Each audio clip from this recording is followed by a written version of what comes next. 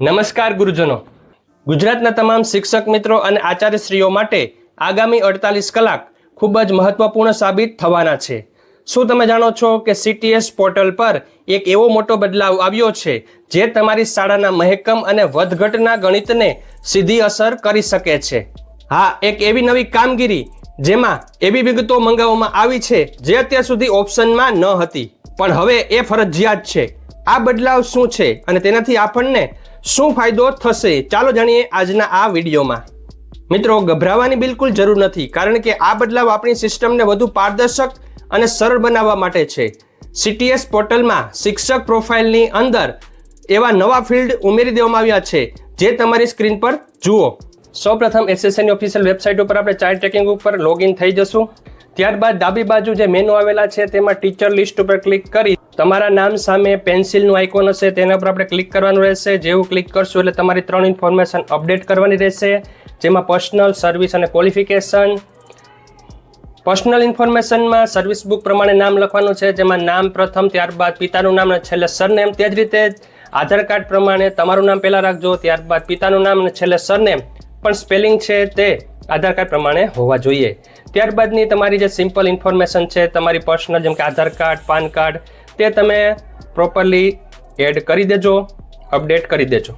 ત્યારબાદ મહત્વનું છે સર્વિસ ઇન્ફોર્મેશન, જેમાં સર્વિસ ડિટેલમાં HRPN નંબર આપણે એડ કરવાના થશે. ત્યારબાદ તમારે ડેઝિગ્નેશન અહીંયા તમે જોઈ શકો છો તે પ્રમાણે તમારે ક્લિક કરી અને વિભાગને તમામ માહિતી તમે એડ કરી દેશો. ત્યારબાદ તમે સીધી ભરતી છો. ત્યારબાદ મહત્વનો ભાગ છે તે ટેટ ટાટ પાસ છો. જો હા, તો અહીંયા ક્લિક કરી તેની કેટેગરી સિલેક્ટ કરવાની રહેશે. તમે ટેટ 1 પાસ છો કે ટેટ 2. ત્યારબાદ તેનું પાસિંગ યર અને સીટ નંબર પણ લખવાના થશે. નવું કંઈક આવી રહ્યું છે જેને લઈને મેં વિડીયો ઓલરેડી બનાવેલો છે. ત્યારબાદ આપણે school joining date, current school joining date, retirement date જેવી માહિતી અપડેટ કરવાની છે. અહીંયા એક મહત્વની માહિતી એડ કરવાની થશે. જો તમે જિલ્લા ફેરથી આવ્યા છો, એટલે કે ડિસ્ટ્રિક્ટ ચેન્જ થયું છે, તો તારીખ અહીંયા લખવાની છે, બાકી નહીં. કરંટ હાલની સ્થિતિ, શાળામાં હાજર છે અને ક્લાસ ટીચર છે એનો વર્ગ અહીંયા લખવાનો છે. નેક્સ્ટ આપી દેશું.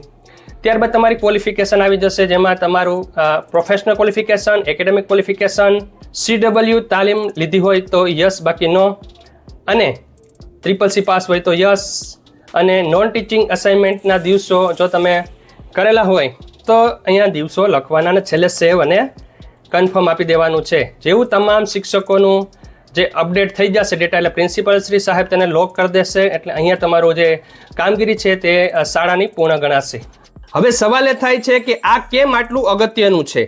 જ્યારે આપણી પ્રોફાઇલ એકદમ સચોટ હશે ત્યારે વહીવટી કામગીરી અને મહેકમની ગણતરીમાં કોઈ ભૂલ થવાની શક્યતા નહિવત થઈ જશે.